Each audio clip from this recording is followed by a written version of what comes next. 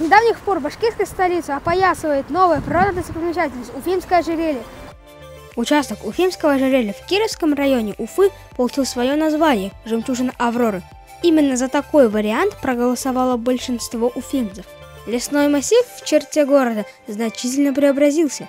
Вдоль велопешеходных дорожек есть светильники, зоны отдыха, тренажерные площадки, а на деревьях красуются оригинальные кормушки для птиц. Протяженность нового маршрута в Кировском районе составляет более 4 километров. Напомним, что общая протяженность маршрута Уфимского ожерелья составляет более 70 километров. Он состоит из 8 участков, которые проходят по территории 6 районов города. Название «Жемчужина Авроры» символично отражает важность и красоту этого участка Уфимского ожерелья.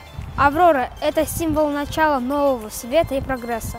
Такой он один из многочисленных подарков к юбилею города. Даниил Туркменов и Рамазан Мусин специально для Горы новостей.